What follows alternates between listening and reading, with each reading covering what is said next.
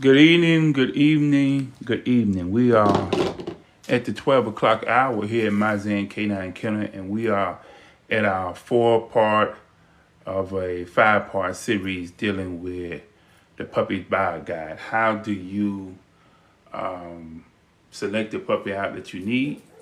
We talked on Monday about breed, breed standard, pedigree, what's in the pedigree, can you visit the facility. We talked about a lot of things. We talked about on Tuesday contracts, some of the terms and conditions that should be in the contract, pickup and delivery date, whether the deposit is refundable or not. We talked about a lot on Tuesday. Wednesday, which was yesterday, we actually went into the dynamics of looking at the litter and understanding what the litter should look like when the puppies are together versus when the puppies are by themselves. We talked about some of the characteristics of puppies in terms of what their character and their temperament should be. And we use the Rottweiler as a model because I deal primarily with two different dog breeds. It's the Rottweiler and also the Cane Corso. And my specialty as it relates to both of them is the Rottweiler. So most of what we've been talking about, we have really used the Rottweiler breed as a template simply because that is the dog that I have the most knowledge of. There are about 365 different dog breeds in the United States. The Rottweiler has remained the last several years in the top 10.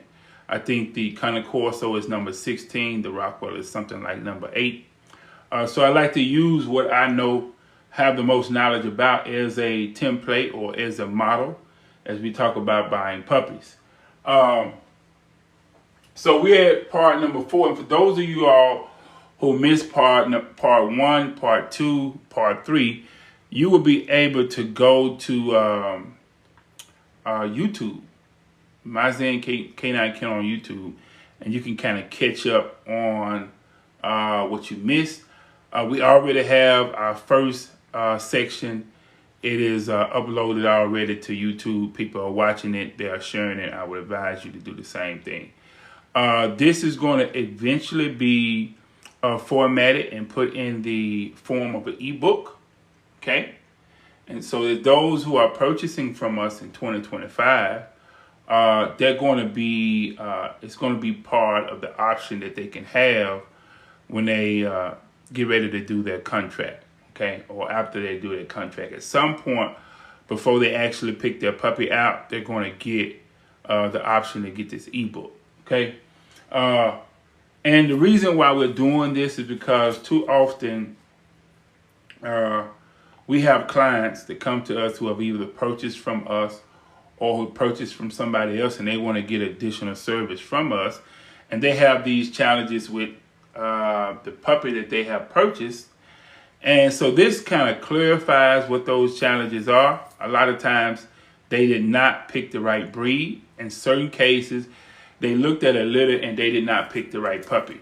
You know, it's not about picking a puppy that has the color I like, and it's not about picking the puppy that comes to me. Okay, at 6, 7, 8 weeks, all of these puppies are quote unquote cute. Just because it's a cute puppy at 6 or 8 weeks, it does not mean that it is the puppy that's going to meet your need as it grows, develops, evolves, and matures, okay? So one of the problems I have as a Cane Corso breeder is that, you know, all of us who are breeding dogs that throw various colors or popular colors, we run into the challenge that certain potential clients, they want a puppy of a specific color. And just because the puppy is a black puppy or a blue puppy, it does not necessarily mean that that particular puppy embodies the characteristics, the traits, the temperament that you need for your situation. So I often tell clients, I actually try to persuade clients to not get certain puppies based upon color. Okay? We try to direct clients to look at the structure, the bite, the temperament, the drive. There are a lot of things that we deal with before we deal with color. We don't run into that problem as much with the Rottweiler because the Rottweiler has a set or a standard color. It is a black dog with a variation of rich tan markings. It could be rust, it could be tan, it could be mahogany. Those are the three color spectrums that run with the Rottweiler, and that Rottweiler being a black dog. So we don't have a lot of wiggle room as it relates to that. But when it comes down to the Cane Corso and other breeds, a lot of clients tend to focus first on color, and that's a big mistake. That's why a lot of people get these dogs or these puppies and they start having challenges with them down the road because they pick that puppy only based upon color. Okay? So we have already picked our puppy on yesterday. Say we picked the puppy at 6 weeks. We have a couple more weeks left before we pick the puppy up. So we have already talked to the breeder about the pickup date and time. It has been solidified when we picked the puppy out at week 6. And so now we're back at home, and now we want to set the puppy up, and we want to set ourselves up to be successful. And the first thing we do is when we look at the contract, what does the contract say about vet visits? In our contract, you have to do a vet visit within 72 hours of getting your puppy. There is no exception. So if you know that and you're picking your puppy up on a Friday or Saturday or Sunday, you should have already called that vet and said, hey, look, I need a vet appointment for this day. Okay? Now, if you don't have a vet, and a lot of people, they getting a dog, they don't have a vet. Maybe they haven't had a pet in several years, so they don't have a vet, or they looking at an old vet that they used to deal with, or they're out shopping for a new vet. There's some things you want to be mindful of. The biggest clinics oftentimes are not the best clinics. If you're dealing with clinics that have a high volume of traffic, you're going to run into dealing with a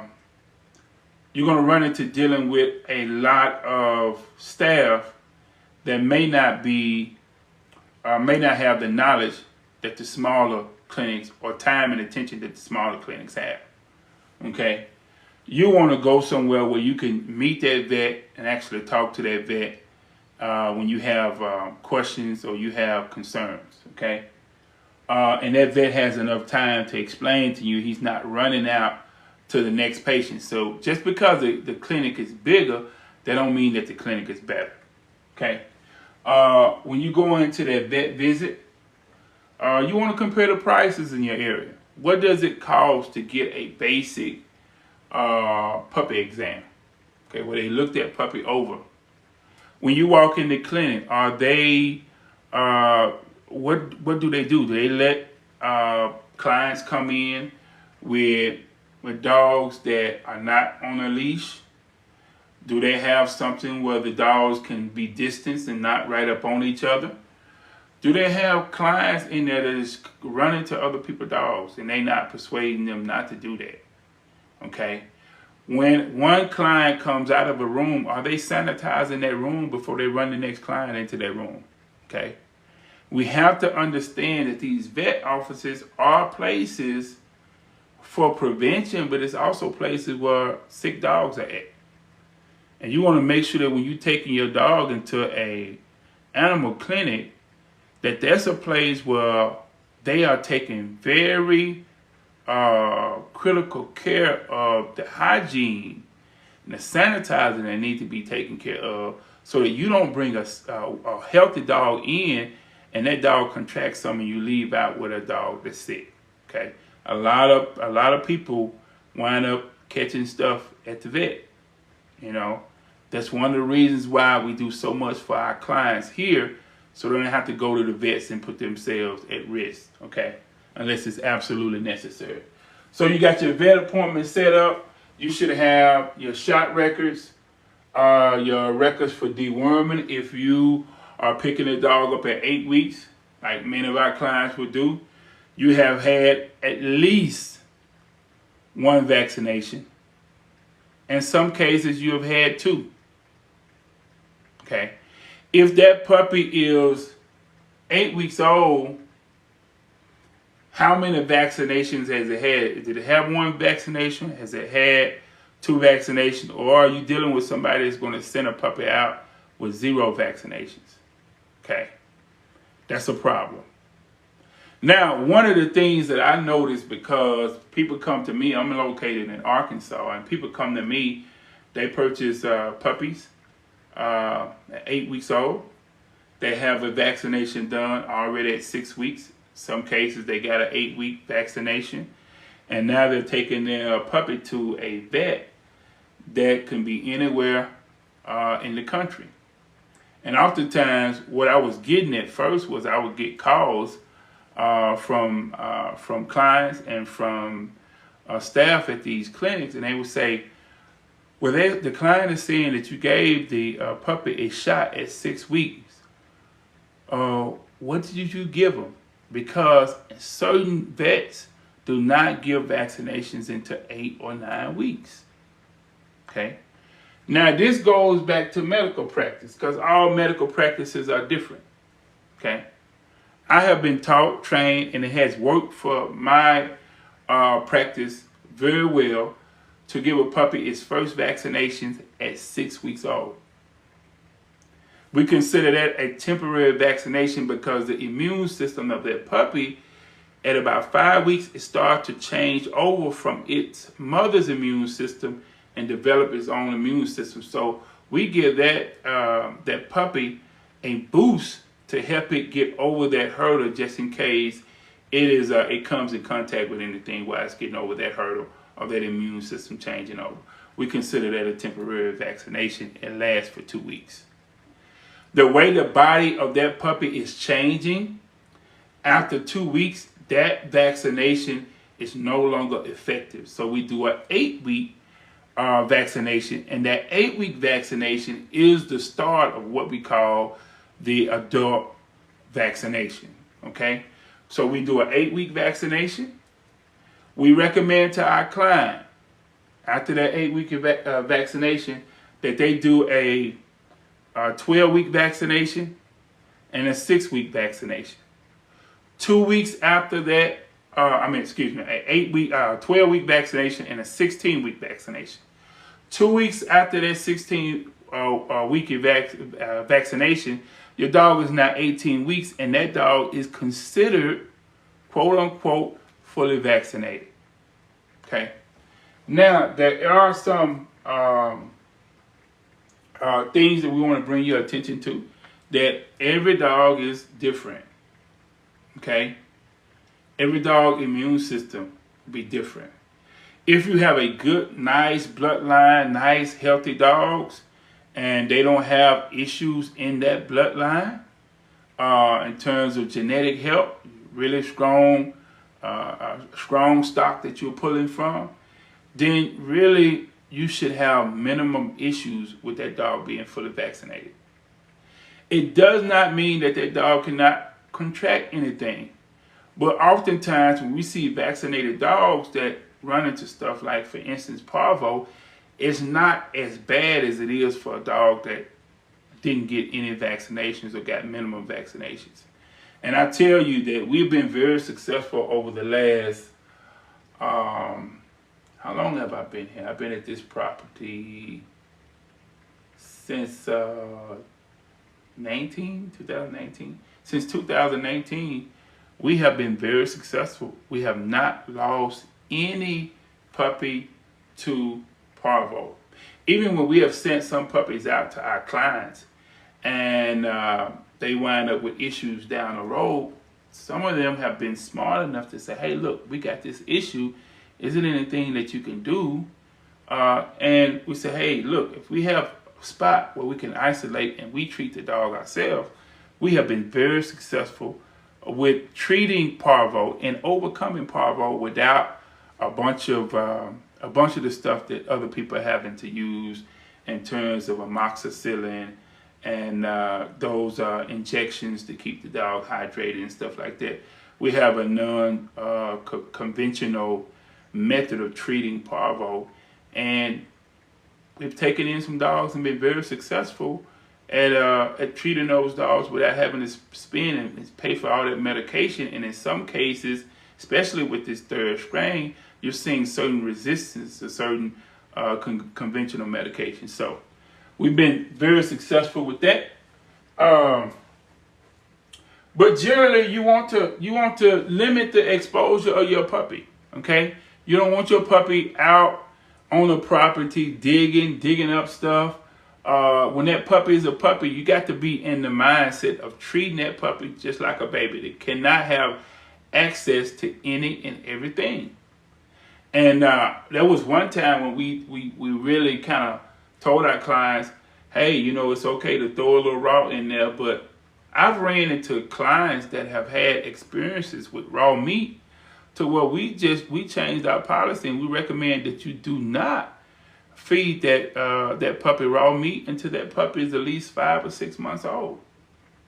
Okay, till that puppy is fully vaccinated and 5 or 6 months old, we changed our policy based upon what we were seeing with some of our clients that were rushing to feed these dogs raw meat.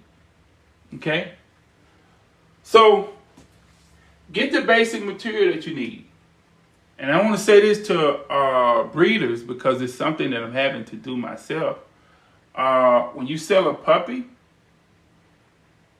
put yourself in a position where you can have those accessories that they need. Because one of the things I noticed, clients were coming in to me spending $1,500 or $2,000 for a puppy, and they were leaving my kennel, going to Tractor Supply, Pet Sense, and Walmart to get some of the things that I could have provided. They need a collar. They need a leash. They need a food bowl. They need a water bowl. They need a crate. In some cases, they need a doghouse. Wipes, the different things that you can use to actually bathe the dog. You all know that you cannot use a lot of the stuff that's on the market, a lot of stuff that people use for big dogs, you can't use with puppies. Okay, so if you can come up with your own formula and package it up, say, hey, look, this is what I recommend that you use on this puppy over the next 6 months when you have to bathe the puppy. We want you to use this. This other stuff has harsh chemicals. It's going to take the oil out of the dog coat. It's going to make the coat break off. Instead of them going out to try to figure out what to use and getting the wrong thing, you sell them what they need. Don't let them leave your establishment and go to Walmart and spend a bunch of money on a bunch of stuff that's not going to work. Don't let them go to Tractor Supply and they're buying stuff that costs $15 that you can sell them for $10. Okay? So have those packages ready and set up and ready to go, so when that client comes, not only are they spending money with you that can help your business, but also you're saving them costs. They don't have to go out and spend an extra $200 on stuff that they can get a package from you for maybe $100, $120. So take advantage of that. I have an area that we're not using, a whole room that we're going to be working over the next 60 days to get everything we need. So when our clients come, they can get everything. Going to be one-stop shop. We got dewormer. We got nail clippers. We can show them how to do the nails, why they're there, training treats, leashes, collars. All of this stuff is stuff that they got to get anyway. And when they come and get their puppy, you ask them, hey, have you got this? Have you got that? Have you got that?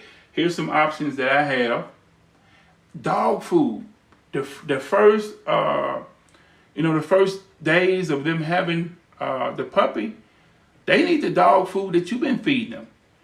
Hook them up a bag, a Ziploc bag of that dog food to take with them as a compliment for them doing business with you. Say, here's what this dog food is. Here's what we recommend it. If you keep this dog on this dog food for a little while, and this is how you transition if you want to go to something else. So you're educating them, you're helping them, you're giving them a sample bag of what you're using, and you're making sure that when that puppy go out, that stool is not running that it was supposed to be at. Okay, this is where it comes in with you isolating that puppy, 72 hours before you send it out, deworming, watching the poop, make sure that it's like it's supposed to be, and you're not sending dogs out with running poop. Okay, and then you educating your clients so that they don't hop up and feed the dog something that's totally foreign, and then they calling you 2 days later say, hey, this dog got diarrhea, and your antennas are going up because you don't know where the diarrhea is coming from. Educate your clients. Educate your clients when they come to you. Give them some type of little pamphlet of what the expectations is going to be for the first month of them getting the dog. That's what we're working on with this bio guide and with this ebook. So we'll be able to pass it on to our client so the client don't have to sit in my office for 30 minutes while I lecture them on what to do and what to not to do. Because that's what we've been having to do. And we do that after years and years of experience of people getting dogs, getting puppies, and really not knowing what to do with them. They see a puppy, they really want this nice puppy, and then they sit the puppy in the backyard and they wonder why it's throwing diarrhea where the dog was not supervised as a puppy. It ate some sticks, it ate some leaves, it ate something that it shouldn't have ate, that's messing with its digestive system, and now it's throwing diarrhea, and you want me as a breeder to fix that. So caution them, educate them on how these new puppies need to be taken care of. Okay? Schedule feeding time. Schedule potty time. What is it about this breed? Is this a breed that you can just put food down and let them eat? Or is this a breed that needs to be on an eating schedule? Okay, so feeding, potty training, playtime. How does playtime go? Is it, okay, if you got a puppy on the outside that's on the inside and you're house breaking that puppy, do you just decide, okay, I think the puppy needs to go to the bathroom without a schedule? Okay. Once that dog goes out and use the bathroom, what is the expectations? Are you bringing the dog back in, immediately putting it in a crate, or are you introducing the dog to the whole house or just an area of the house? How's the supervision going? All of this is expectation that you need to talk to the client about, and the client needs to understand, okay, if it's 3 of us in the house, who's going to be taking this dog out to use the bathroom? Typically, the first 3-4 days, that puppy is going to whine. It's going from one environment to a totally different foreign environment. How does that need to be dealt with? These are things that the buyer must consider because, I've had people that purchase puppies and they, in their head, they think, hey, we're going to have this house dog. It's going to do that, and they don't realize how much work it is in the initial 3 or 4 weeks of house training a dog, breaking a puppy. It can be done if you have the discipline. It can be done in no time. When I first brought my boys, who was really young, I bought them a puppy, a Rottweiler puppy, from out of DeWitt, Arkansas, and they were young, really vibrant, really liked the dog. They took turns taking the dog out to use the bathroom in the evening time, after school, before they went to bed at night. When they got up early in the morning, 2 of them was getting ready for school, the other one was taking the puppy out to use the bathroom. And their house broke that puppy very quick. In about 3 weeks, that puppy was housebroken. I remember seeing the puppy sit in the windows and kind of getting in the windowsill with the expectations of waiting on them to come back home from school. But they really, that first 3 or 4 weeks, they had to be disciplined. They had to really work with that puppy and be patient with that puppy to house break that puppy. A lot of you all you don't understand the work that goes into having a disciplined puppy that's trained and that's not using the bathroom in the crate. You got to get up in the morning. Maybe 5 or 6 o'clock in the morning when you turn it over and you don't have to get up and be at work until 8 o'clock. You got to get up at 5 or 6 and take that puppy out. Somebody has to do it. Okay? And as that puppy gets older, it'll be able to hold its waist longer. I have some dogs here that are older. I can put them in a crate, and I could go out, let them use the bathroom and put them in a crate. They can stay in a crate 4, 5, 6, 7 hours without an issue. But they're older, and they are old enough where they have developed so they can hold their waist for longer periods of time than a little puppy. That little puppy got to go. They got to go, and they're going to go right there. So there are certain things that we'll talk about in the ebook. We'll go into details about what the expectations is and what it should look like when you're house training a puppy. Okay, so that you're not making those mistakes and wondering why you're not getting the results that some other dog owners, breeders, and trainers are getting. Okay, I think I've covered everything. Remember that we talked about temperament yesterday. Well, actually, we've talked about temperament through this whole thing. Remember, temperament is influenced by two things. Number one is influenced by the genetics of the mother and the father.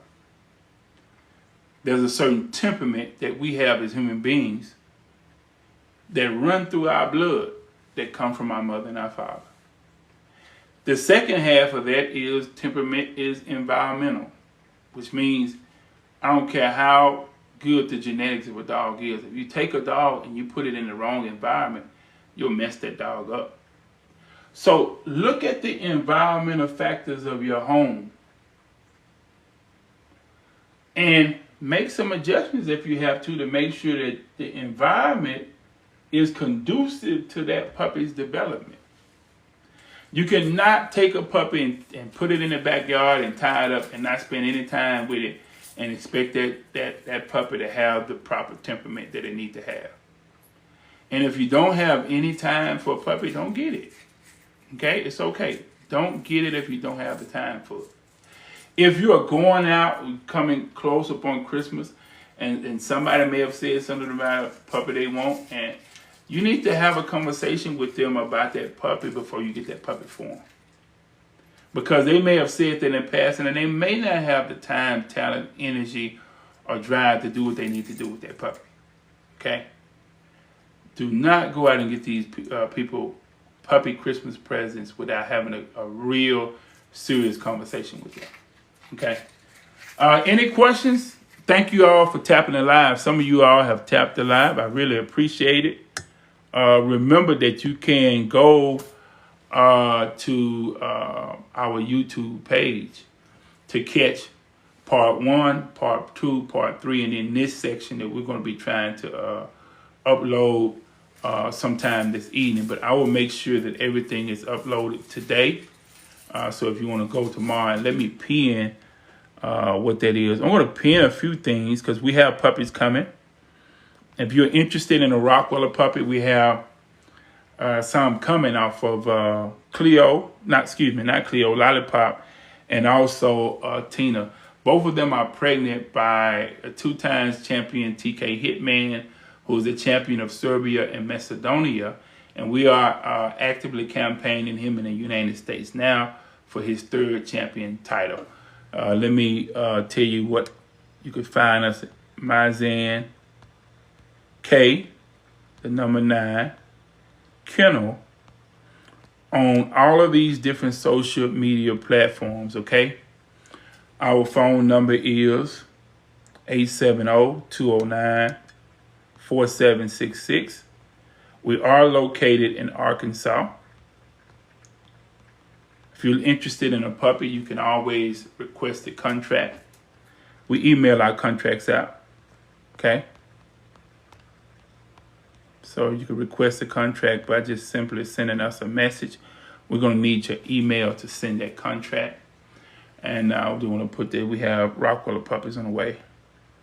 Need your email to send that contract. And I do want to put that we have Rottweiler puppies on the way. need your email to send that contract. And I do want to put that we have Rottweiler puppies on the way.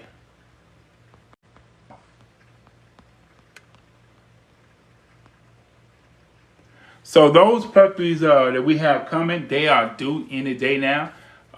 Tina is in the room there, and so we kind of monitoring her. We have Lollipop. She's outside. We kind of monitoring both of them, taking their temperature a couple times a day. Just waiting for that little dip so that we can get ready to be prepared for those puppies.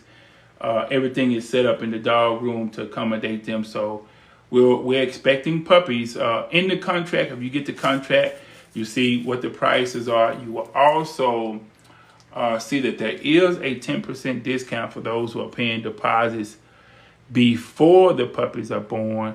You can avail yourself of that 10% discount, and we'll save you some money that you can use to get some of this material, basic material that you need for your puppy. Any questions?